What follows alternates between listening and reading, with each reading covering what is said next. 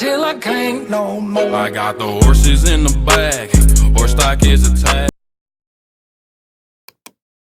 Hello guys, welcome to our YouTube channel Step Up Code. In this session, we are going to discuss about different versions of CSS and classification of CSS. ये हम लोगों का CSS series का second video है and in the first video we have already discussed about what is CSS and why we use it.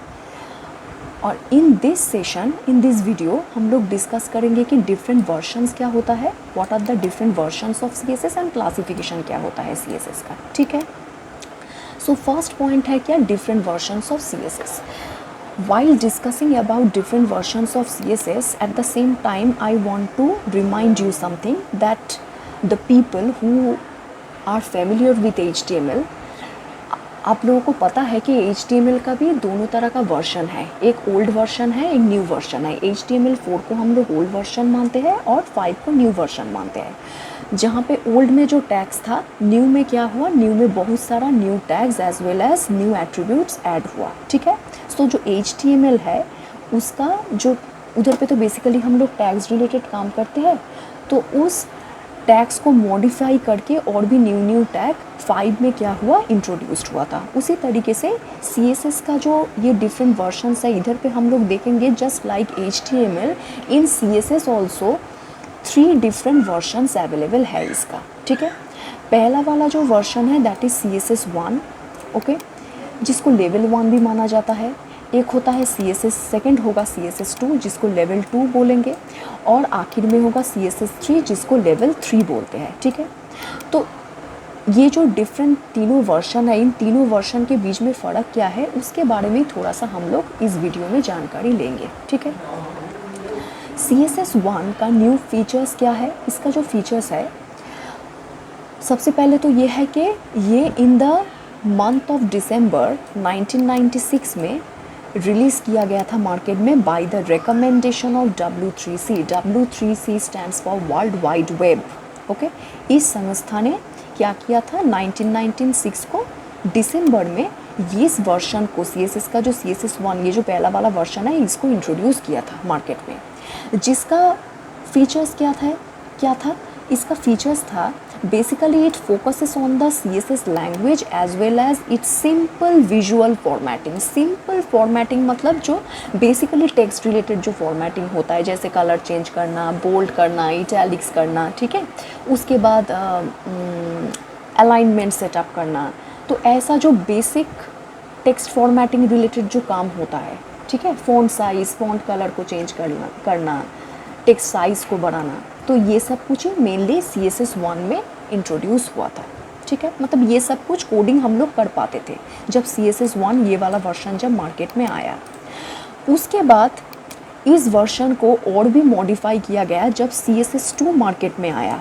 ठीक है, इसका features क्या है, सबसे पहली बात तो ये है कि ये किस टाइम में रिलीज़ किया गया था. This version was released in May 1998 and it was the extension of CSS1. The new feature adds support for media specific style sheets, that is printers, tablet, Android, downloadable fonts, element positioning and tables. मतलब इसका main जो features है, इसका main features है क्या, जो website हम बनाएंगे उसको रिस्पॉन्सिव बनाना. रिस्पॉन्सिव का मतलब है जिस मीडिया में, मतलब जिस डिवाइस में हम ओपन करेंगे उस डिवाइस के मुताबिक एंटायर कंटेंट एडजस्ट होके उधर पे दिखेगा. अगर हम लोग PC में ओपन करते हैं कोई वेबसाइट तो उस PC का साइज़ के मुताबिक उसी तरीके से एडजस्ट होकर कंटेंट डिस्प्ले होगा. अगर हम लोग एंड्रॉयड में ओपन करते हैं मानो, तो एंड्रॉयड का जो मेरा डिवाइस है, जो उसका तो स्क्रीन वैसे भी बहुत छोटा है ना comparing with desktop and laptop, तो उसके हिसाब से उस डिवाइस का जो साइज़ है, हाइट विथ है, उसके ऊपर एडजस्ट करके एंटायर कंटेंट वेबसाइट का डिस्प्ले होगा. ठीक है, एडजस्ट होके आएगा. तो ये एक न्यू फीचर्स है जो CSS2 में ऐड हुआ था. समझ में आया.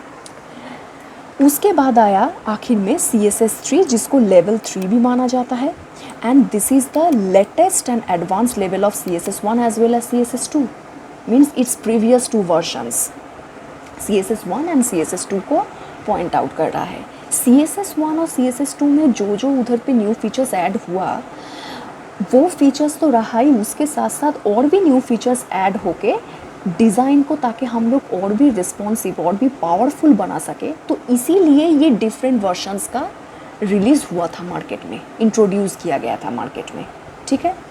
तो CSS3 ये लेटेस्ट एंड एडवांस लेवल का वर्जन है। अभी मार्केट में इसके ऊपर ही काम होता है मोर और लेस, जहाँ पे many new features have been added like animation, transition, gradient and more, so more, और भी बहुत सारा है, जैसे ट्रांसफॉर्मेशन, मीडिया क्वेरी, बहुत सारा है जो हम लोग उधर पे मतलब और भी यूनिक डिज़ाइन कर सकते हैं, ठीक है। तो this is all about the different versions of CSS। Now our next topic is classification of CSS। और ये टॉपिक करने के बाद ओवरऑल जो हम लोगों का CSS का इंट्रोडक्टरी पार्ट है वो टोटली हम लोगों का ख़त्म हो जाएगा। मतलब जो इंट्रोडक्शन पार्ट में जो जो टॉपिक आना चाहिए CSS से रिलेटेड है वो सब कुछ मैंने डिस्कस कर दिया। And this is the last topic, that is classification of CSS। चलो, सो क्लासिफिकेशन ऑफ CSS में देखो हम लोग देख रहे हैं कि तीनों तरह का CSS होता है, internal, external, sorry inline, internal and external CSS, ठीक है। इनलाइन CSS कहाँ पे यूज़ होगा? Applicable into body tag under style attribute. That means suppose मैंने यहाँ पे HTML का एक छोटा सा कोडिंग किया है, जब ये बॉडी सेक्शन में यूज़ हो रही है body tag under style attribute, इधर पे हम लोग क्या करेंगे? कोडिंग करेंगे CSS का। तो जब बॉडी सेक्शन में अंडर स्टाइल एट्रीब्यूट में हम लोग CSS का कोडिंग करेंगे तो उसको बोला जाएगा इनलाइन CSS। इंटरनल CSS किसको बोला जाएगा? इंटरनल CSS जब हेड टैग के अंदर में स्टाइल टैग, ये हेड टैग है, इसके अंडर में स्टाइल टैग लिख के जब हम लोग इधर पे कोडिंग करेंगे तो इसको बोला जाएगा इंटरनल CSS। मतलब हेडर सेक्शन में जब हम लोग CSS का कोडिंग करेंगे अंडर स्टाइल टैग, उसको बोला जाएगा इंटरनल CSS, ठीक है।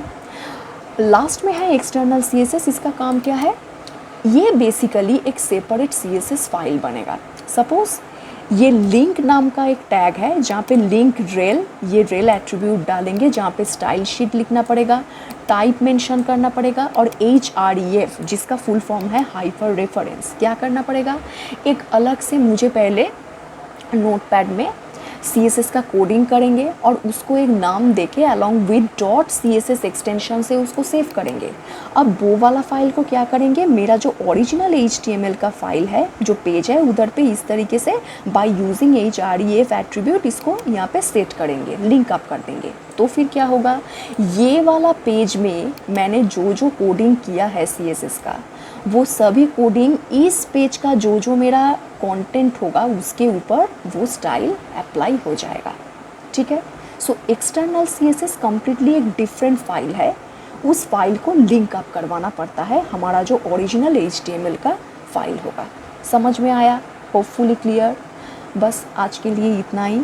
अगर ये वाला वीडियो आप लोगों को अच्छा लगे तो लाइक करें, शेयर करें, सब्सक्राइब करें। और हाँ, अगर कोई वीडियो रिलेटेड अगर कोई भी पॉइंट समझने में किसी भी जगह पे प्रॉब्लम हो तो हम लोगों को कमेंट सेक्शन में ज़रूर बताएं, हम लोग उसके ऊपर ज़रूर डिस्कस करेंगे। तब तक के लिए बाय बाय।